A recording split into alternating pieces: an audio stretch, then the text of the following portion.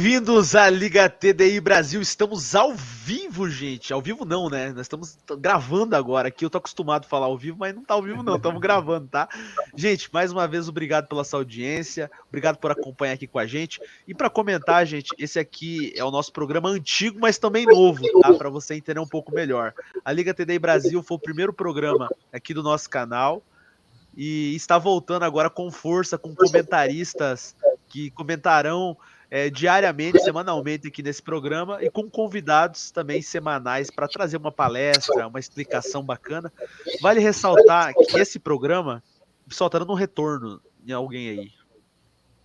Não sei qual que é, mas alguém tá tendo um retorno aí, se puder mutar. Então, assim, o que acontece? A diferença entre a Liga TDI Brasil e Decifrando a Ciência são os públicos, tá? Então, você que gosta de um conteúdo um pouco mais sério, mais levado para algumas questões científicas, mais em estilo de explicação de aula, esse é o programa para você. Porque é um programa com essa linha mais séria, de explicação, artigos. Então, assim, se você gosta de algo nesse estilo, algo mais maduro, esse é o vídeo para você, esse é o programa para você. Vocês podem ver que eu vou até estar mais sério aqui no Liga TDI Brasil. Mas se você gosta de um conteúdo mais jovial, com conteúdo mais brincalhão, aprendendo ciência de uma forma divertida, você pode acompanhar o Decifrando a Ciência. Então, é a Liga TDI Brasil, a TDI Brasil como um todo, tentando atingir todos os públicos, conversando com todos eles. Então, assim, gente, aqui comigo estão nossos comentaristas oficiais, então, na Liga TDI Brasil. Acho que vocês já conhecem eles, porque eles já participaram várias vezes, mas eu vou apresentá-los novamente. Vou começar com o Celião, que está aqui do meu lado. Tudo bem, Célio? Tudo bem, Marcos? Carlos, tudo bom? Marcos? É um prazer estar aqui com vocês de novo, Mariana, Rodrigo. Eu fico muito feliz em poder compartilhar o que aprendo e pesquiso e coisas que eu acho muito interessante e acho que as pessoas também devem achar isso à medida que forem compreendendo também. Obrigado. Com certeza, eu que agradeço. O Celião vai estar aí semanalmente conosco, comentando, passando ideias, trazendo artigos. Inclusive, hoje ele vai falar um pouco sobre a teoria do design inteligente e nanomáquinas moleculares. Vai ser muito legal esse assunto. Mariana, tudo bem com você? Pô, a Mariana participou ontem conosco no Decifrando a Ciência, hoje está aqui na Liga TDI Brasil. Tudo bem, Mariana? Tudo bem, sim. Como vão? Tudo bom, Célio? Tudo bom, Rodrigo? Carlinhos de novo. Oi, tudo bom, galera?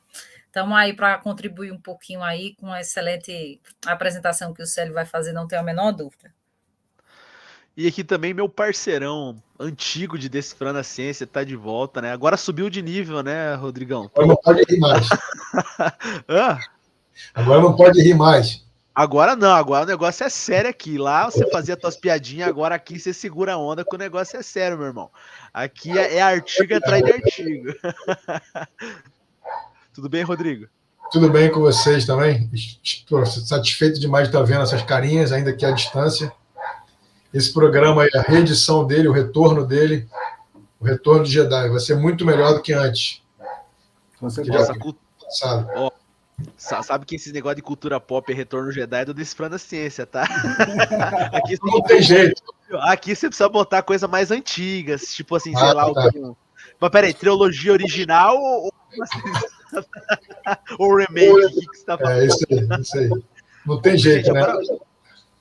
Fala aí, Rodrigo, que você ia comentar. Não, a nossa veia também ela é de descontração, sei, né? Isso não impede. Mas a palestra é profunda, isso não muda nada. Com certeza. Gente, hoje o assunto é muito interessante. O Célio preparou um conteúdo bem bacana. Ele vai explicar o que é design inteligente.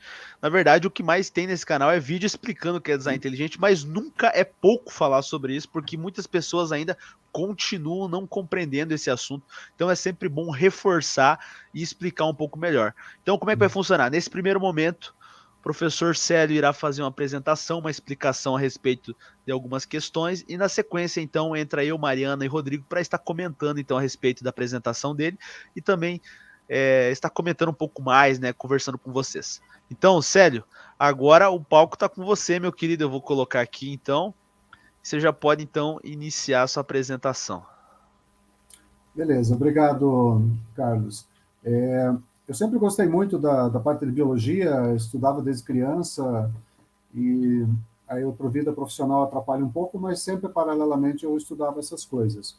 Eu fui programador de computador, então isso me chamou bastante atenção, a parte de programação, e quando foi para o DNA, então, aí para mim foi uma surpresa, né? Que você tem um software dentro da vida, né? Para construir a vida.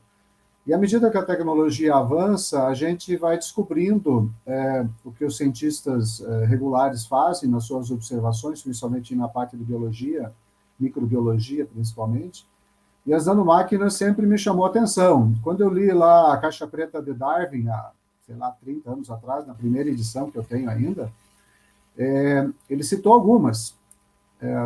Coagulação do sangue, lá aquela cadeia de coagulação, como é que funcionava, citou a ratoeira, né, citou a cauda lá da Escherichia coli, né, com aquele motorzinho maluco, e isso sempre me fascinou. E eu resolvi fazer um trabalho em cima disso, reunir algumas coisas. Hoje a transmissão do conhecimento está muito grande. Você acessa a YouTube, você acessa a Google, outros buscadores, e você consegue aprender bastante. No meu tempo era enciclopédia mesmo, né? Ou adquirir livros. Isso já faz um tempo, né? Faz mais de 40 anos que eu brinco com essas coisas. E essa apresentação de hoje é um foco em alguns exemplos de nanomáquinas. Eu vou dar algumas explicações a respeito, com imagens, os vídeos curtos que tem no YouTube, e no final tem referências para quem quiser aprofundar isso com mais detalhes. Aí você tem um universo para aprender. Mas é relevante a gente sempre saber o que buscamos. Por trás de todas essas máquinas tem planejamento, propósito, função, informação, e é isso que o design inteligente trabalha, e é isso que a gente observa na natureza. Vamos dizer natureza com N minúsculo, tá? Porque natureza, para mim, não é uma entidade, ele é um conjunto de objetos construídos por uma inteligência. Sempre é bom a gente dar algumas definições para as pessoas que muitas vezes chegam nos vídeos, e eu também, acontece muito comigo, e você não tem as definições prévias para entender do que está se tratando. Então, eu tenho tentado trazer para cada apresentação, cada live que faço, as definições daquilo que está sendo tratado, para as pessoas poderem entender a linguagem. Que nem todo mundo é técnico, nem todo mundo é cientista, eu não sou um cientista, eu sou um curioso que gosto de aprender muito, eu dedico minha aposentadoria a isso, espero viver muito ainda, porque o mundo é muito interessante. E o design inteligente, tal qual está proposto, ele não é uma teoria como uma teoria matemática única da relatividade geral que alguém propôs, ele é uma série de teorias, de descobertas que apontam para o design. Então, o design inteligente, ele busca características do universo na vida, que a vida a gente chama de existência, né?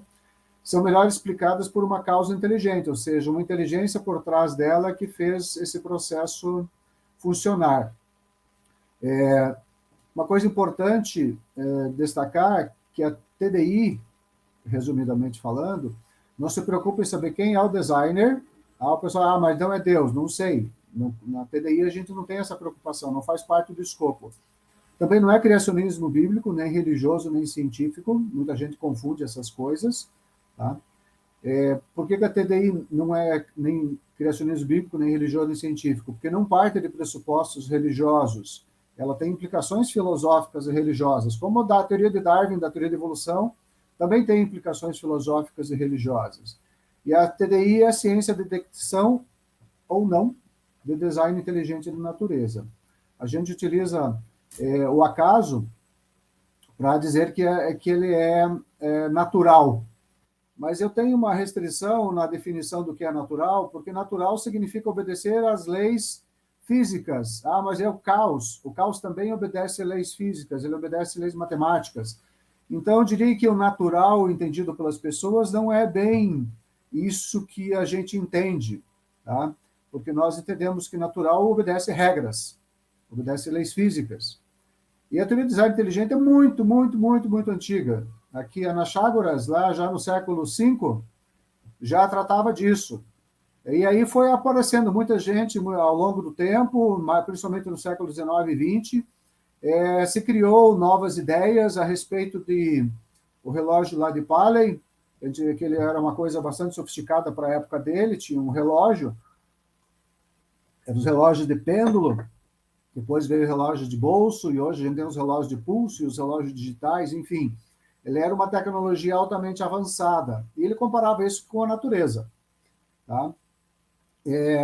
Fred Hoyle, lá em 1981, eu tenho alguns livros dele, Evolução para o Espaço, que processos aleatórios não poderiam ter formado máquina celular. A máquina celular, falando da célula, a própria célula é uma gigantesca indústria funcionando com entrada, processamento e saída, que funciona como entrada novamente. É uma verdadeira máquina. Então, nós temos hoje agora a Sociedade Brasileira do Design Inteligente, que se preocupa em propagar essa teoria aqui no Brasil, e eu tenho feito alguns eventos internacionais também, para que as pessoas percebam que não é uma unanimidade na ciência, entendida para mim como stricto sensu, de que a teoria da evolução e o acaso governa a natureza. Nós temos uma ideia e temos evidências para isso, de tal forma que a gente pode definir, aparentemente, existe um designer por trás da natureza, existe um desenhista, um planejador. Pode passar, Carlos? A teoria do design inteligente, a recente, a novo enfoque, surgiu a partir de 93, com um seminário que Philip Johnson fez lá na cidade de Pajaro Dunes. Tá? Teve em 66 o simpósio de Worcester, que reuniu uma porção de biólogos que queriam entender melhor a biologia, que estava desabrochando bastante com os microscópios e as pesquisas. Tá? E é uma visão bem antiga. Lá, Anaxágoras dizia que existia uma causa movente material, o nous, a mente, que colocava tudo em movimento, e principalmente preparou o caminho para uma visão teleológica. O que é teleologia na natureza? Significa planejamento, propósito, principalmente propósito. E se você ler os artigos científicos mesmo de evolucionistas, você vai ver, isso basicamente na biologia, você vai ver que eles usam muito a teleologia, que a célula tem propósito. Sim, isso é design inteligente, isso não é o acaso conforme prevê a teoria de Darwin. Pode passar, por favor. Aqui temos William Paley, que é a versão recente, diria, do século XIX, 18 e 19, sobre a natureza. William Paley escreveu a obra Teologia Natural e dava como exemplo o relógio, que na época dele o relógio estava sendo construído. Se alguém encontrasse um relógio no campo, saberia que aquilo não foi produto do acaso, alguém perdeu esse relógio. E Richard Dawkins, o expoente máximo da teoria da evolução e do ateísmo, escreveu O Relojoeiro Cego, porque William Paley dizia que existia um relojeiro, já que existia um relógio. Às vezes o relojeiro era cego, que tudo era ao acaso, não obstante admitir que havia teleologia na natureza. Por gentileza, o próximo. O design inteligente trabalha com 4 pilares, basicamente. Informação arbitrária, aperiódica e específica. Isso só é produto de mente inteligente. Um exemplo claro disso de informação é a linguagem que eu estou utilizando. Nós aprendemos e nos comunicamos com símbolos, esses símbolos são inteligíveis pelas outras pessoas, porque existe uma informação, existe uma definição do que nós queremos dizer. Temos a complexidade redutível e especificada, que agentes inteligentes criam sistemas que combinam várias partes. O relógio é o exemplo clássico disso, nós vamos ver isso dentro das nanomáquinas das células. Antevidência genial, que é você prever problemas futuros e achar as soluções para que sejam implementadas quando isso acontecer. Isso nós temos exemplos muitos na biologia, com a epigenética, principalmente, que sensoreia o ambiente e promove alterações nos organismos para poder adaptá-los àquele novo ambiente ou nova alimentação. E, por último, a sintonia fina nas leis e constantes físicas. Esse é um grande pedra no sapato da teoria evolucionária, e mesmo da origem do universo, que é assunto para um outro dia. Tá? Então, a gente consegue ver que a natureza é perfeitamente construída de tal forma que possa manter a vida funcionando e se reproduzindo. Ok? Qualquer pessoa olhando na natureza sabe aquilo que é produto das leis físicas, ou seja, por exemplo, aqui temos o Monte Rushmore, nos Estados Unidos, antes de ter esculpido umas caras muito conhecidas dos fundadores da América. Isso aqui era uma montanha indígena, os indígenas daquela época, os Lakota, essa formação de granito era um lugar de devoção para eles, porque eles chamavam que era os 6 pais fundadores dos povos daquela região. Os Lakota, os Cheyenne, os Arapaho, é um lugar importante. Aí os americanos tomaram essa região, por vários meios legais ou não, e construíram, pode passar, por favor, aquilo que a gente conhece e cita como exemplo, acho que passou 2 aí, e cita como exemplo o Monte Rushmore com a cara a face dos presidentes americanos, dos fundadores americanos. Ok? Pode passar.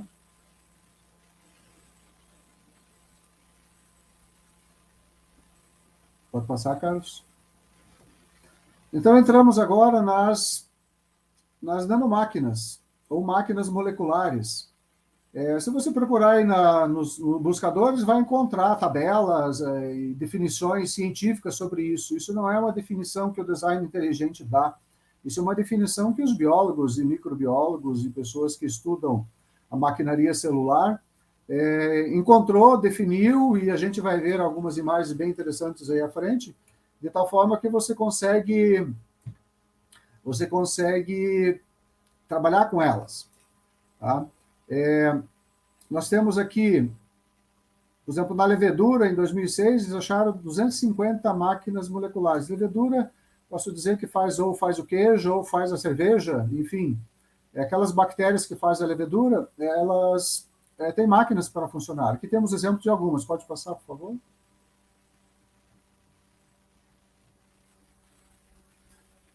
Temos aqui um vírus, o fago T2, que é uma agulha hipodérmica que injeta o DNA dele nas Escherichia coli.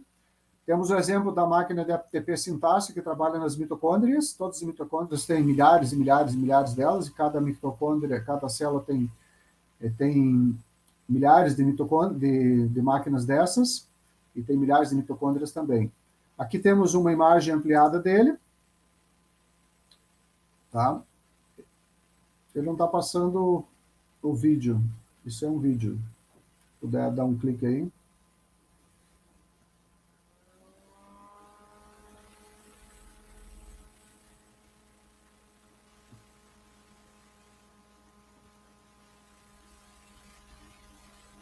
Não está passando. Era para ter um vídeo nessa sequência, Carlos, por favor.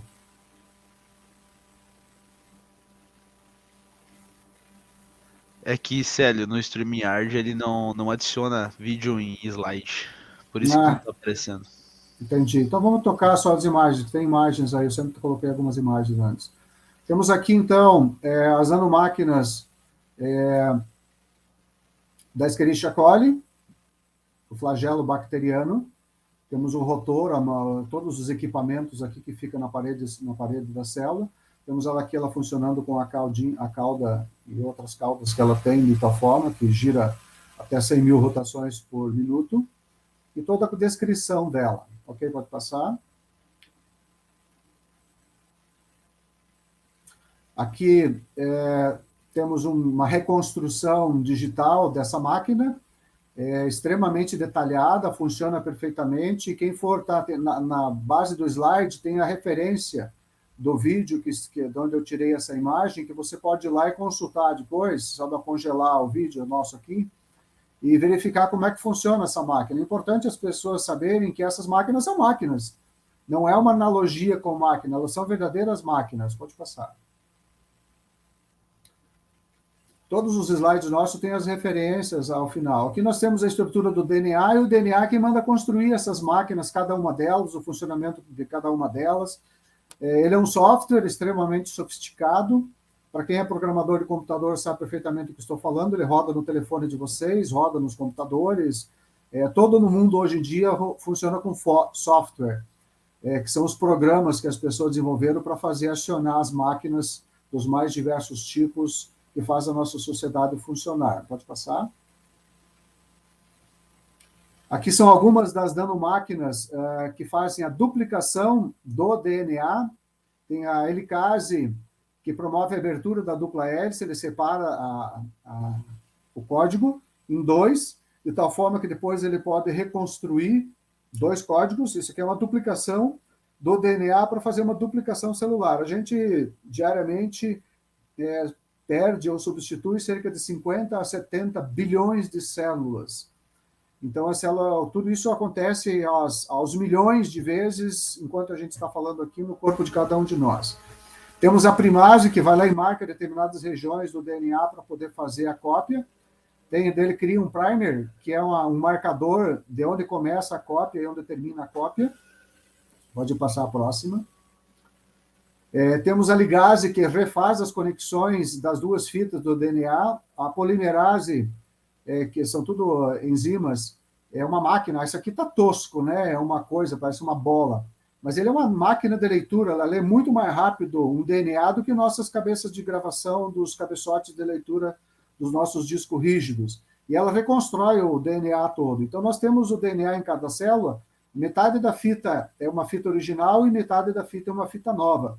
Então, ele é reconstruído dessa forma. E a exonuclease, por exemplo, vai lá e remove aqui as primases que foram instaladas lá para marcar os início e fim de cópia. Pode passar. Aqui temos algumas das máquinas estudadas detalhadamente. Eu diria que é bastante tosco. Essas bolinhas todas aqui são moléculas feitas de átomos diversos, cada um com as suas respectivas funções, que constrói essas máquinas, e essas máquinas rodam e funcionam dentro do nosso corpo, seguindo a sua programação. Qual é o tamanho do computador que dá a programação para essas máquinas, já que elas são nanomáquinas, na faixa de 1 milímetro dividido por 1 milhão? Então, é uma coisa estupenda, fabuloso. Eu não consigo absorver isso ainda. Como programador, eu não consigo compreender aonde que está a programação dessas máquinas químicas. Pode rodar. Aqui temos uma outra que já demonstra as funções de cada parte da célula. Nesse caso aqui, é um robozinho que caminha por dentro das nossas células, em cima dos microtúbulos, levando alimento, levando informação, para o funcionamento celular, ok? Pode passar. Aqui estão elas caminhando em cima dos microtúbulos. No caso da mitose, elas estão levando informação que está terminando o processo de separação dos cromossomos. Os cromossomos que foram duplicados, eles são ligados pelo kinetochore e, em algum momento, eles fazem um cabo de guerra, puxam e separam a cópia do original. Desculpe, deu um acesso de tosse. Ok.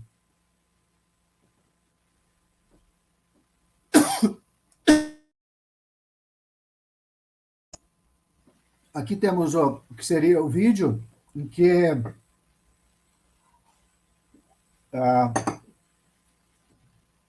os pequenos nanotubos estão se colocando, estão se grudando no cinetocore para separar as cromátides, os cromossomos. Pode passar. Aqui temos uma daquelas maquininhas que eu mostrei inicialmente. Ela caminha por cima desse microtúbulo. Existem vídeos fabulosos. Se você olhar aqui no rodapé da imagem, esse vídeo mostra ela caminhando.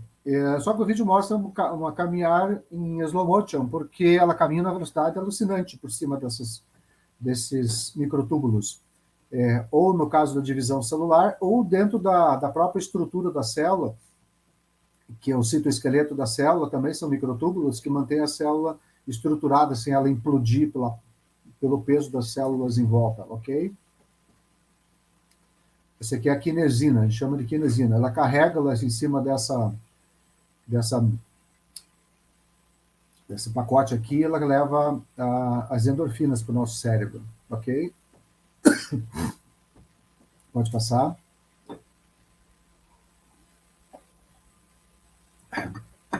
Esse vídeo, que seria muito interessante, eu recomendo o pessoal assistir, ele mostra o processo de mudança de passos dessa máquina, dessa nanomáquina.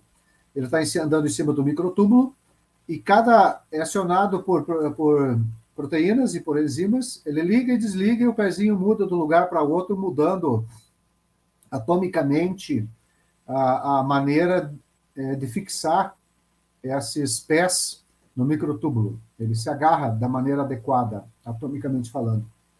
Pode passar. Esse aqui é o processo da helicase. Ela gira extremamente rápido, mais rápido que uma turbina de avião, fazendo a separação do DNA em duas fitas, as outras fitas fazendo com que ela seja reconstruída. Uma fita ela constrói da direita para a esquerda e a outra fita ela constrói de trás para frente. É um processo mais complicado ainda.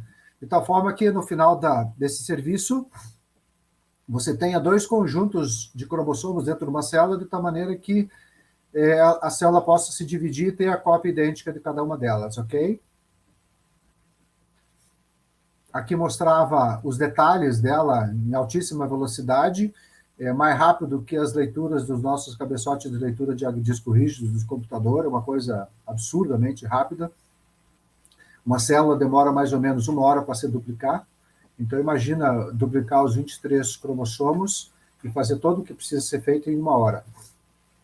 Aqui temos, na mitocôndria, as máquinas que geram a energia, os reatores nucleares que trabalham com prótons e elétrons, de tal maneira que nós podemos gerar energia, o calor do nosso corpo, o funcionamento da nossa máquina como um todo. São 4 estruturas que produzem energia, cada uma responsável por uma parte dela, de tal maneira que o ATP, a máquina de ATP, possa gerar energia disponível para as células. Pode passar. Aqui seria o vídeo que mostrava todo esse processo, com detalhes. Recomendo que vocês derem uma olhada ao final, por favor. Aqui temos o Saiba Mais, os lugares de onde eu retirei essas informações para vocês poderem aprender. São os vídeos, dá uma congelada no vídeo com a hora que você for assistir, e entra lá no YouTube e assiste esses trabalhos que são fascinantes, ok? Pode passar. E aqui temos literatura que vocês podem acessar, comprar, elas estão disponíveis, de tal maneira que você possa aprender mais sobre design inteligente e os detalhes de cada uma dessas máquinas que a gente tratou aqui. Ok? Muito obrigado. Carlos, é contigo.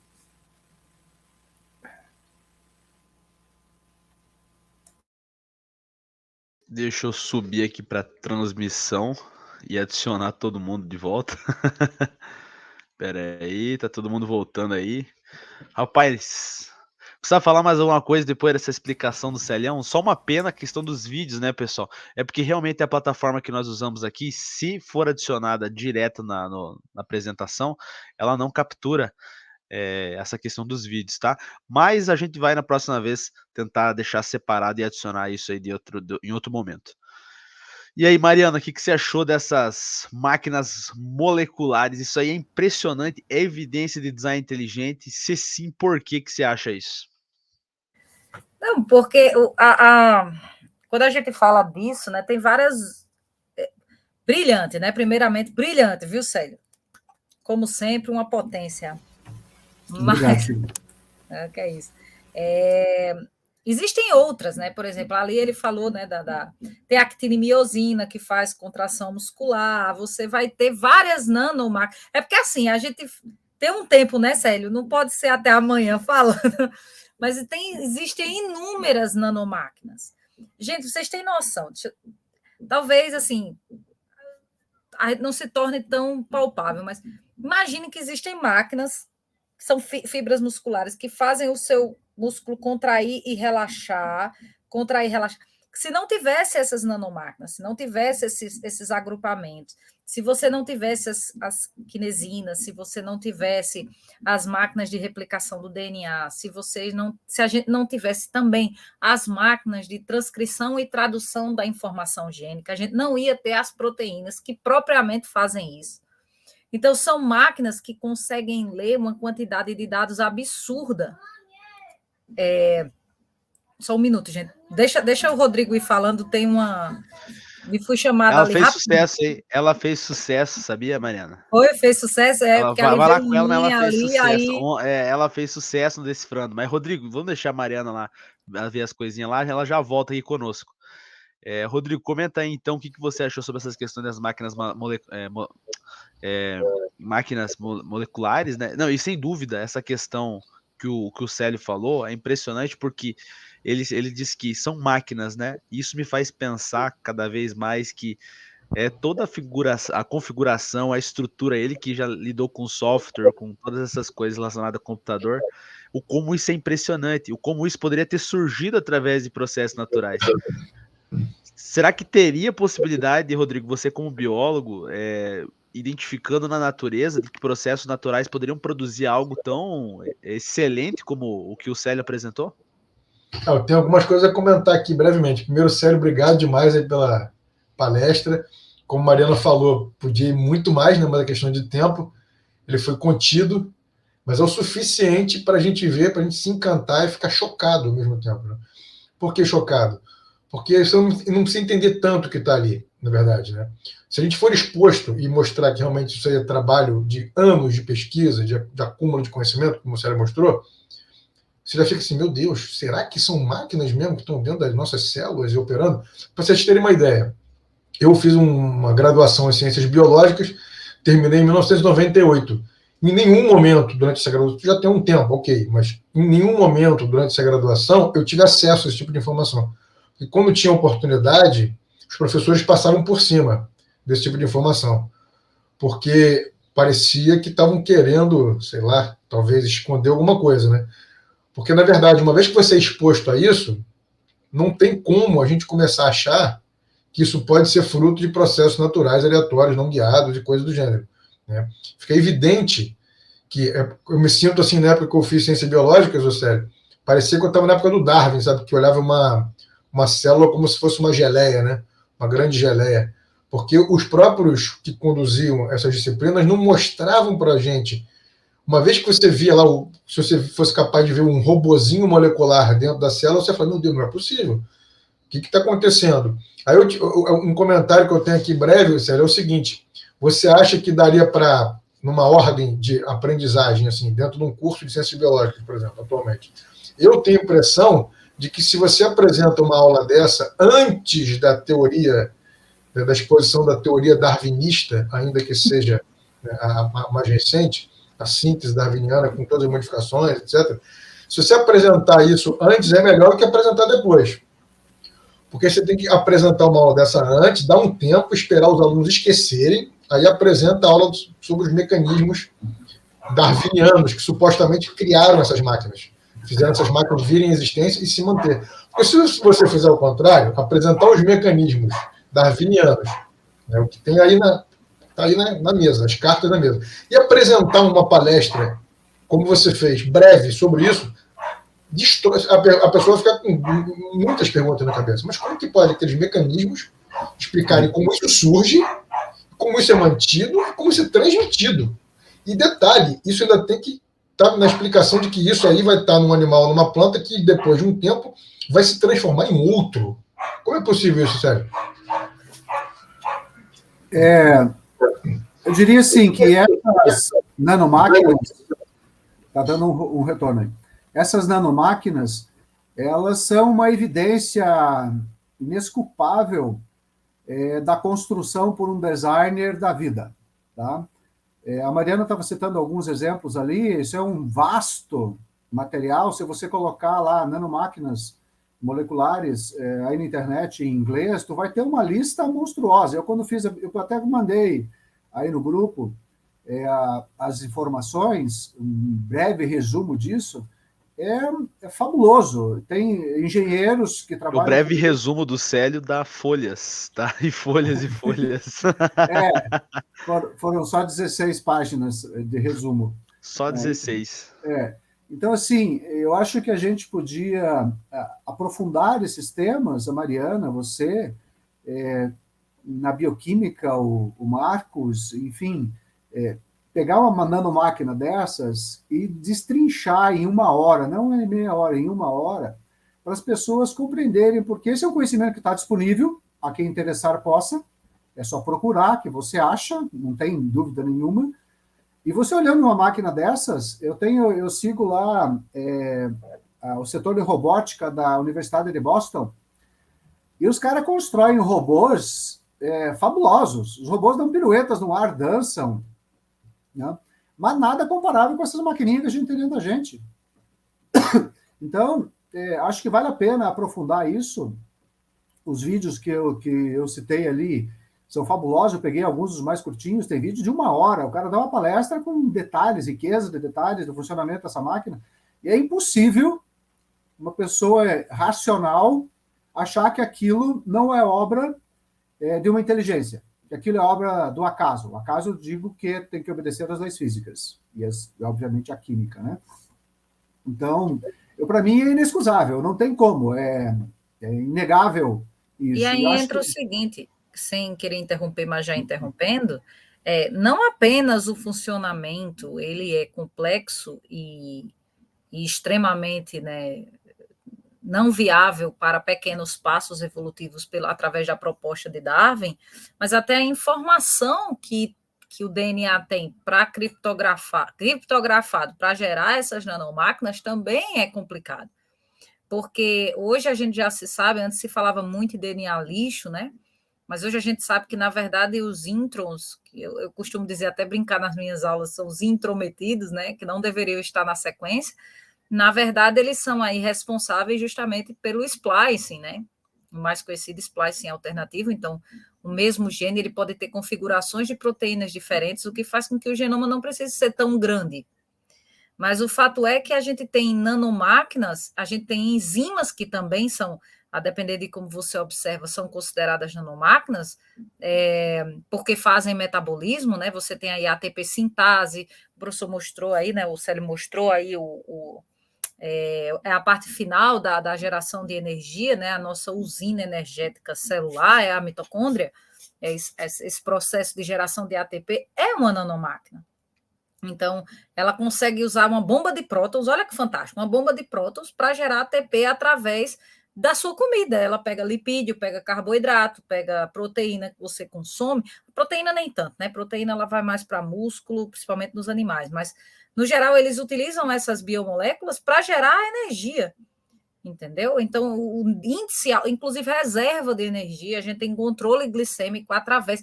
Vocês têm noção que até a tua glicemia é feita por uma proteína que está associada ao tecido pancreático. Existe uma proteína chamada GLUT2. Ela está associada a células beta-pancreáticas, que são as produtoras de insulina. Então, quando o nível de carboidrato sobe, ela consegue perceber isso e estimula a produção de insulina. Quando cai demais, ela também é estimulada, e aí estimula a alfa para produzir glucagon, que é para poder quebrar a reserva. Então, até o controle da homeostase do teu sistema é feito através dessas proteínas especializadas, né? Proteínas essas que conseguem perceber, inclusive, o metabolismo. Quer dizer, você tem uma fibra muscular que ela tendo uma despolarização, que é a questão do sistema nervoso conectado, né? O sistema sensório-motor, que a gente chama na fisiologia, ele é feito justamente com impulso nervoso mais hormônios, né? Aí são neurotransmissores, no caso, que vão para o músculo para fazer a contração. Como é que você consegue fazer uma junção? Qual era o primeiro músculo que faria uma contração? Não vamos entrar nem na máquina. Como é que você contrai um músculo sem impulso?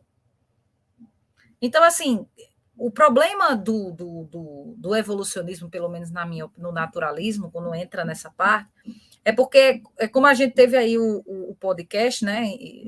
E aí foi visto, o problema é que quando você tem um dogma, um paradigma muito intenso, quando você chega com um dado desse, o pessoal tenta encaixar, né? Tenta encaixar dentro daquela visão específica. Então, eu tenho que arrumar uma desculpa naturalista para poder fazer isso. O problema das nanomáquinas é que, assim como um celular, ele é feito de pequenas partes que são estrategicamente colocadas de modo que se você perde um pedacinho, acabou. E aí a nanomáquina ela destrói essa ideia de que daria para você ir montando. Por mais que a gente tenha umas nanomáquinas mais eficientes do que outras, mas elas funcionam independente de onde estejam. Então, hoje a gente sabe que tem, agora é o James Toole, eu acho, ele faz biomoléculas, ele faz máquinas moleculares, eles brincam de carrinhos moleculares, eles marcam células para esses carrinhos proteicos irem lá, tem os bonequinhos e tudo. Se você procurar na internet, tem também. Ó, tem uma questão, Mariana, que sempre é levantada pelos evolucionistas, que eles sempre questionam o seguinte, não sei qual de vocês poderia responder isso.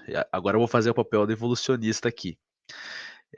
A evolução, ela apresenta mecanismos, né, como a seleção natural, entre outros, para explicar o surgimento do processo evolutivo, como as coisas foram se originando. Mas e o design inteligente? Como é que ele explica, qual o mecanismo que o design inteligente então vai ter para explicar o surgimento dessas nanomáquinas, por exemplo? A ideia do design é justamente, às vezes as pessoas pensam que o design inteligente ele vai propor uma nova teoria inteira e totalmente complexa e abrangente. A identificação de inteligência nas moléculas é o que faz o design funcionar. Por exemplo, poderia não ter design nenhum. Se não tivesse design nenhum, a gente não teria sinais de inteligência. Concorda comigo? Então, o processo é o seguinte: a gente tem a complexidade, que é muito alta, e aí entra nos pilares que o Célio apresentou, que é a complexidade redutiva, que era o que a gente estava conversando até ainda agora. Que sem isso não daria. Então, quando você projeta uma coisa, você, por exemplo, eu vou projetar um fone de ouvido. Eu vou projetar um fone de ouvido, ele vai ter um fio, ele vai ter 2 fones, ele vai ser um diadema, e se der um diadema e soltar. Então, você vai começar a pensar como é que vai ser esse diademazinho de cima, como é que vai ser o tamanho do fone para abafar, se vai ter muita, pouca espuma. Você projeta aquilo. E aí, como é que a gente evidencia isso dentro do design inteligente?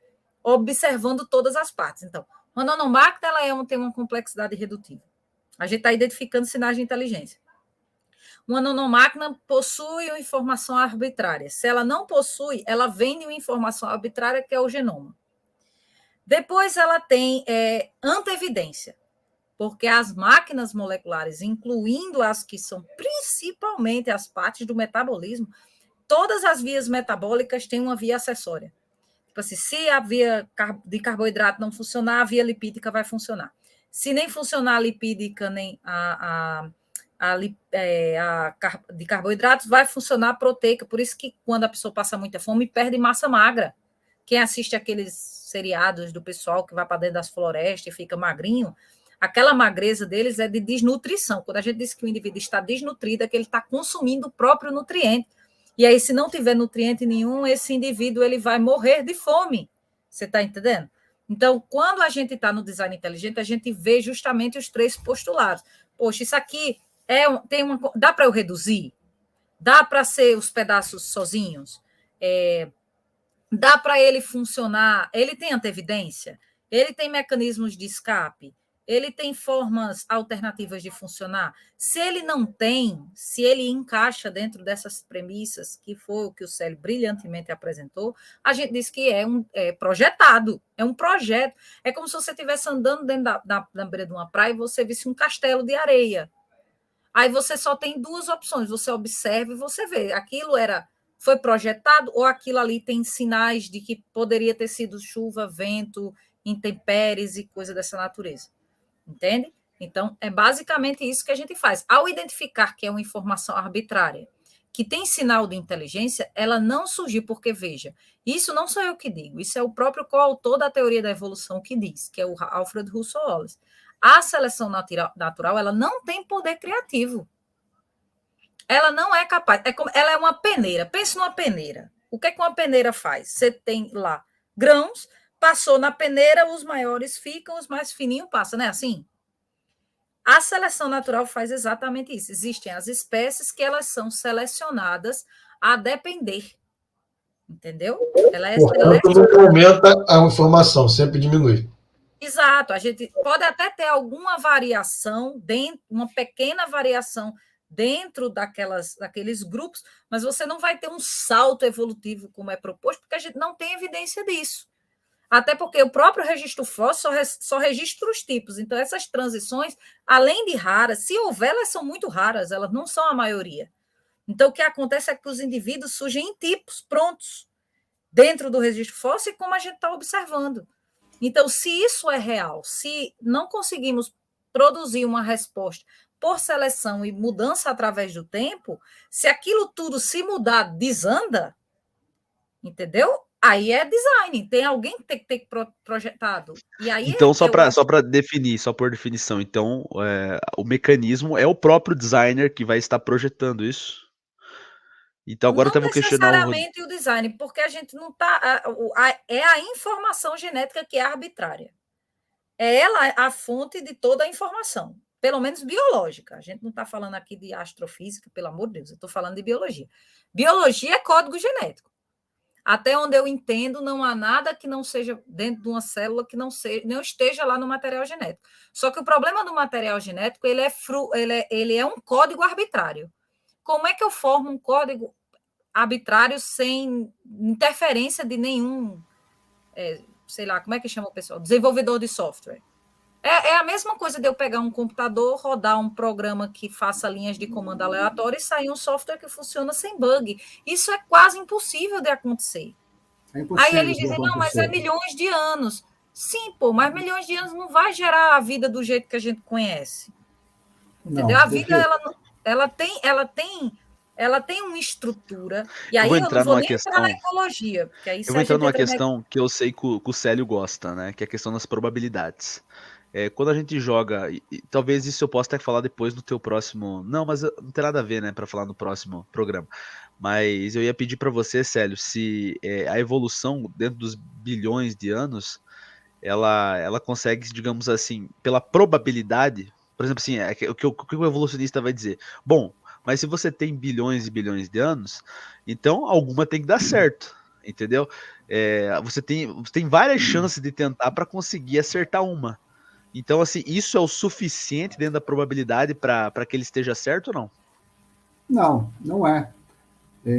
A complexidade observada na natureza, não apenas na vida, mas nas outras coisas inanimadas, é de tal monta que recursos probabilísticos há trilhões de anos seriam esgotados sem problema nenhum.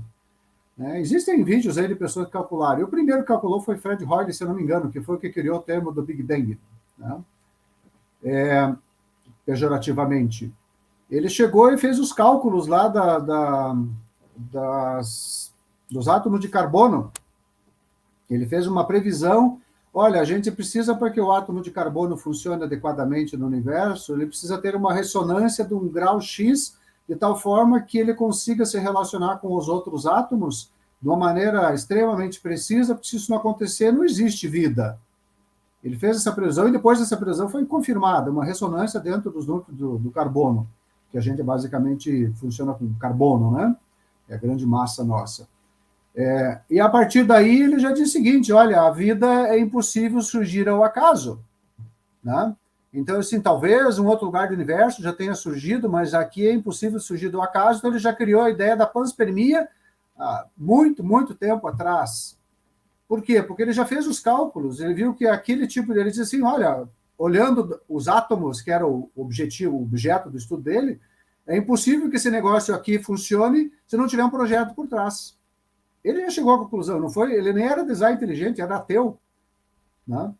Então, assim, as pessoas que, quando estudam profundamente, desapaixonadamente sobre ideologias, ou sobre teorias, ou paradigmas, que na época essas coisas não eram assim tão defendidas a ferro e fogo, eles chegam às conclusões de maneira natural. Não existe tempo de existência do universo ou de multiverso, que daí já é outra coisa para tentar fugir desse problemão. Inclusive, tem essa questão do multiverso. A gente tem um vídeo aqui no canal que eu e o Rodrigo, a gente fez quando lançou o filme do Doutor Estranho, que ele ficou famoso, esse negócio do multiverso. Então, assim, se vocês quiserem, assistam aqui, procurem na playlist do Decifrando a Ciência. Tem um vídeo muito legal sobre essa questão de multiverso com artigos do Evolution News. Uma questão rápida aqui, sério, para você. Chega. E para Mariana. Vocês acham, honestamente, que se Darwin brotasse aqui agora, de repente, com o conhecimento que ele tinha, de repente ele fosse exposto a que seja uma fração aí, um pouco mais do que você apresentou sobre o conhecimento de como funcionam essas coisas, essas nanomáquinas, as moléculas, o interior das células. Seria possível porque o que ele viu foi morfologia, o máximo que ele viu foi um comportamento de animais, alguma morfologia. Será que ele teria tido essa ideia brilhante, entre aspas, tendo visto essa máquina, esse maquinário todo? Eu acho que não, até pelo que ele mesmo propôs no livro dele, né? Eu não me lembro agora se era o 17 ou era 19 do capítulo do livro da Origem das Espécies. Posso estar equivocada até, não me lembro agora. Mas ele fala sobre os problemas que você encontrar algum órgão, alguma estrutura que não conseguisse seguir aqueles passos que ele estava propondo, a teoria dele cairia. O problema daí, que eu acho até, é que talvez muito antes do que a gente sabe agora, talvez até quando chegou as leis de Mendel, quando se descobriu o DNA, eu acho que talvez ele repensasse. Porque a ideia dele, como você mesmo falou, era uma ideia bem superficial. E, assim, não é culpa dele, pô. Ele não tinha acesso a esse horror de informação que a gente tem hoje, né? Por exemplo, os meus alunos hoje, eles têm acesso a muito mais informação do que eu tinha na época da graduação. E assim vai, é uma continuidade de informação. Então, por exemplo, já imaginou Darwin ver uma inteligência artificial? Às vezes eu fico pensando sobre isso, poxa, vocês já pararam para pensar? Se ele entra num site GTP da vida, ou sei lá, o que for. Quer dizer, você. Eu pego o celular. Imagina, né? Eu acho que se o Darwin tivesse. Vamos supor, apareceu que nem. Supondo o que o Rodrigo falou, eu acho que ele se assustaria, porque ele foi literalmente canonizado por alguns grupos dentro da ciência. Então, eu acho que ele tomaria um grande susto, porque, assim, eu não acho que ele imaginava que ia chegar nesse nível que está hoje. Eu acho que a Mariana ela falou muito bem sobre essa questão, e também a provocação do Rodrigo foi ótima nesse sentido. Porque realmente eu acho que não faz o menor sentido, sabe? E eu acho que ele ficaria um pouco assustado, porque são realidades bem diferentes, são tempos bem diferentes, sabe? Então, hoje eu acho que ninguém colocaria uma suposição como ele fez.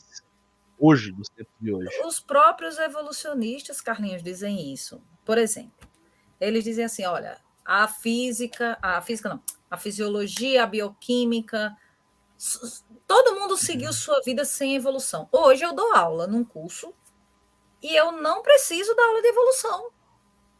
Os meninos fazem cirurgia, os meninos fazem, sei lá, extraem um dente, tomam... Não precisa, por quê? Porque ela não é uma ideia fundamental. A fisiologia não está nem aí para ela, a bioquímica não está nem aí para ela. A única ciência que lida com a evolução é a própria ciência evolucionista. Tá bom, mas então vou te fazer não uma crítica, mas vou te fazer uma provocação de pergunta, tá? E você pode responder você e o Rodrigo porque são biólogos. Mas aí quando você pega, por exemplo, isso aqui não é um ataque ao Pirula, mas uma pergunta em cima do argumento que ele fez no debate sexta-feira, tá? Fazendo uma análise. Ele disse que nada na ciência pode ser explicado sem evolução. Se você tira a evolução, nada faz sentido na ciência. Então, em cima do argumento do Pirula, não em cima da pessoa dele, eu queria que você me respondesse isso. No que a evolução é necessária dentro da biologia? O que ela, digamos assim, fortifica? Isso o Rodrigo pode responder como professor também de biologia, você também. Do que a evolução é importante, assim, que o Pirula alarmou que se tirar ela, acabou a ciência. Eu fiquei assim, no momento que ele falou isso, eu fiquei, eu acho assim, acabou a fantástico. ciência? Uma coisa que ele faz é as extrapolações que ele faz. Porque ele diz assim, nada, que é aquela mesma coisa nada faz sentido a não ser a luz da evolução. Isso se chama dogma, isso não tem outro nome, certo? Então, a ideia é que eu costumo dizer, às vezes as pessoas se zangam comigo, e eu não estou aqui fazendo ataque a ninguém especificamente, muito menos ao Pirula. Mas evolução virou conclusão de artigo. Estou mentindo, Rodrigo? O cara pega um negócio estrambólico, sei lá, vamos supor aqui. O cara viu um ecossistema top. Se entrar qualquer espécie, acaba tudo. Se sair qualquer espécie, desmonta tudo. O negócio é super bem estruturado e é endêmico, ou seja, só é daquele lugar lá. Aí o cara, como é que o cara explica um equilíbrio desse?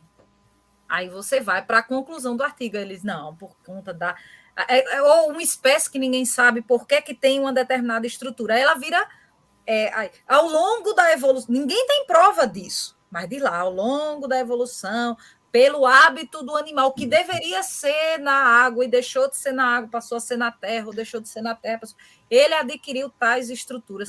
É desse jeito, Rodrigo, ou não é que os artigos têm? A coisa vai longe, vai até para o comportamento humano. A pessoa faz uma coisa e fala, não, porque a gente evoluiu para ser assim. O homem evoluiu para ser assim, a mulher evoluiu para ser assim. Então, é uma teoria que corre atrás do próprio rabo. Ele é simplesmente circular. Então, como eles... A explicação é a causa é a explicação. Exatamente. É a consequência, é a causa, é a consequência, é a causa, é a consequência. Não tem.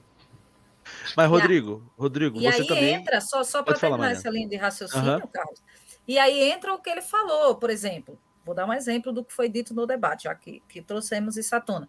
Dizer assim, mas a Mary Schweitzer, eu não sei se é assim que pronuncia o nome dela, ela teve que procurar uma explicação dentro da biologia evolutiva para poder explicar, porque senão ninguém ia aceitar. Gente, a Eva mitocondrial foi o mesmo problema, porque elas não encaixam, essas duas ideias não encaixam dentro da teoria da evolução. E por não encaixar, o revisor não aceita. Porque aí ele disse, por isso que ele disse, eu suponho que foi por isso que ele disse, se você quiser me provar que a evolução não existe, você vai ter que rebater tudo. Toda a ciência, todos os artigos, tudo que existe, na verdade, foi o que ele levantou. É exatamente isso. É a mesma coisa em tudo. Se você vira uma foto de um urso polar branquinho em cima de um pedacinho de um iceberg flutuante, você vai olhar e falar, meu Deus, olha, o gelo está derretendo e ele está morrendo. Coitado. Porque é isso que estão dizendo. Você não interpreta que pode ser simplesmente ele é um excelente exímio nadador, está nem um pouco preocupado com isso, e na verdade ele está em cima do gelo porque ele está querendo ter uma posição melhor para ele procurar caça. A sua interpretação vai ser a partir da teoria que está impregnada na sua cabeça. E essa frase mágica do Perula, a gente sabe que não é dele. Não é dele. Essa frase mágica está sendo repetida aí há décadas, que não existe nada explicado na biologia à luz, fora da luz da evolução. Quando, na verdade, tudo é explicado fora da evolução. Na verdade, o censor do artigo, o revisor do artigo das revistas científicas, ou aqueles revisores por pares, né? Na verdade, eles funcionam como uma censura. Eu lembro do cientista chinês que fez um trabalho com a mão. A mão, né? Da articulação da mão com a isso, né? Isso aqui foi Deus que fez, porque eles não estão nem preocupados com a teoria de evolução. A China, como ele disse, aqui nos Estados Unidos você pode criticar o governo, mas não pode criticar Darwin. Lá na China a gente pode criticar Darwin, mas não pode criticar o governo. Então, os revisores dos artigos científicos, aí os nossos, obviamente, não passam de jeito nenhum, né? Eles são censores, na realidade, censores do paradigma vigente, né? Então, se você quer publicar alguma coisa com essa ênfase, tu vai ter que criar um site, vai ter que criar, que nem o pessoal da física e da matemática lá em Harvard, criar o ArcX, né?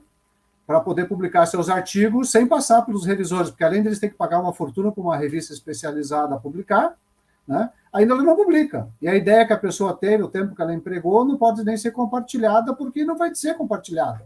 Eles criaram o site e fazem a manutenção dele por conta disso, a universidade hospeda, e aí você tem acesso à informação que de outra forma você não teria nunca. Ela seria censurada, literalmente, né? Rodrigo, fazendo uma análise, você também, eu sei que é antropólogo, né? Ou estou errado? O que acontece? Doutorado em antropologia. Você viu que não é pouca folha, não, né? O que acontece? Dentro dessa visão que eu levantei antes a respeito da evolução, você às vezes não percebe, fazendo uma coparceria com a antropologia para compreender essa questão. Por exemplo, assim, vamos ver se tu consegue me entender. Já que a Mariana deixou claro que a evolução não tem uma função, digamos assim, necessária dentro da biologia, você também complementou sobre isso, ela não tem quase que uma função antropológica do que eles querem tentar explicar do que é o ser humano, de tentar criar uma história, digamos assim, da história humana. Ela não tenta partir para outro lado que não é ciência? Ou você acha que daqui a pouco ela tenta passar, digamos, quase que uma conspiração a respeito de tudo? Não sei se já ouviram falar. Não sei se foi claro a pergunta que eu fiz, mas fazer uma correlação, né? Entendi mais ou menos.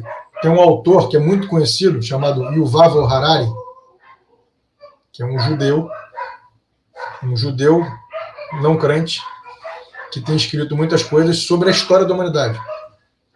Ele mistura informações de antropaleontologia, paleoantropologia. Rodrigão, não sei se você percebeu, mas os Bulldogs de Darwin estão aí ao seu redor para te provocar. Os bulldogs do vizinho estão ao meu lado. Assim, só brevemente, eu quero dizer simplificadamente, né, por questão do tempo. As ciências sociais não abandonaram o paradigma do Darwin, o paradigma evolucionista. Eles querem explicar o comportamento humano, tem psicologia evolutiva. E a antropologia, até no processo de formação de antropólogos, seja no Brasil ou fora do Brasil, se é obrigado a estudar cadeiras de antropologia biológica. Inclusive, nos Estados Unidos, são os antropólogos biológicos que estudam a suposta evolução humana. Não são os biólogos. São os antropólogos biológicos, que vão estudar os seres humanos até o ponto que eles dizem que desvinculou lá, deixou de ser macaquinho, né, entre aspas, e virou humano. Eles mesmos falam, a gente não sabe exatamente onde começa o humano. É arbitrário esse corte. A tesourinha não sabe onde corta. Uma vez que é um contínuo, será que eu sou humano? Quando começou a ser humano? Então eles querem reduzir todo o fenômeno humano a isso. Então eles querem justificar, por exemplo, como eu estou dizendo, comportamentos atuais a partir da teoria evolutiva. Os homens são assim, os homens são de Marte, as mulheres são de Vênus, aquelas histórias. Porque a biologia explicou assim, porque a teoria da seleção sexual explicou assim. Então tudo se reduz a isso. Só que eles ficam repetindo jargões que não levam a lugar nenhum, né? Se você der uma furadinha na bolha, explode. Você diria que a evolução é um dogma que ultrapassou a ciência e se tornou cultural e social? Com certeza, com certeza. Afetou negativamente todas as áreas da vida, da sociedade. E a interpretação do que são as sociedades, como a gente vive, tudo está ligado a isso. Na verdade, as ciências sociais humanas meio que deixaram isso para trás, porque entenderam que havia uma espécie de um excesso de reducionismo, né? Uma espécie de determinismo biológico. Então, as ciências sociais humanas se romperam, assim, não quero ouvir muito isso, porque eles não aceitam que o fenômeno cultural seja reduzido à biologia. Porque isso teve lá no passado, que a gente sabe, a questão do racismo, etc. As pessoas achavam que as sociedades eram fruto da influência das raças. Então, assim, as ciências sociais acabaram se desvinculando disso. Mas qualquer explicação que eles recorrem ao passado, né, de onde nós somos, o que nós fazemos, de onde nós viemos, tudo cai na teoria evolutiva de Darwin. Não tem onde escapar. Bom, fantástico. Gente, daqui a pouco eu vou pedir as considerações finais de vocês. A liga ela vai ter um horário, digamos assim, um horário limite, que é 1 hora. A gente já passou ele, mas tudo bem, uns minutinhos não tem problema. E antes de a gente terminar o nosso programa de hoje, eu quero aproveitar para anunciar para vocês uma coisa extremamente importante, né? Que vai ser o nosso congresso, que vai acontecer na Universidade Mackenzie. Eu já vou adicionar para vocês aqui na tela, que vai ser um congresso fantástico, tá? Com grandes palestrantes internacionais. Nós vamos ter vários painéis específicos de vários assuntos diferentes, inclusive o Rodrigo estará lá para um Decifrando a Ciência ao vivo, né? Para fazer um Remember do Decifrando a Ciência. O Célio estará lá participando também de um painel específico bem legal. Não vou dar spoiler aqui. Se você quiser descobrir, você precisa ir no congresso, tá bom? Não adianta você esperar, vai ter que ir lá no congresso para assistir, que vai ser muito legal. E a Mariana vai estar palestrando esse ano também conosco, uma palestra aí inédita da Mariana Sá, e tenho certeza que vai ser fantástico. Gente, está aqui então na tela para vocês, do dia 7 ao dia 9 de julho, tá? No auditório da Escola Americana, da Universidade de Mackenzie. Você pode se inscrever em www.tdibrasil.com. Gente, não perca, vai ter muita gente lá, vai ter o Tom Woodward dos Estados Unidos, nós vamos ter a Emily Reeves, Daniel Reeves, esse casal fantástico da Discovery, vamos ter o Antônio Martinez, que é PhD em medicina, falando sobre o olho. Né? Tem gente que fala, o olho é um argumento para destruir o design inteligente. Meu amigo, nós vamos trazer um médico PhD para falar sobre isso, vindo da Espanha, tá bom? Então você não pode perder. Juan Manuel Torres dando mais um show sobre filosofia.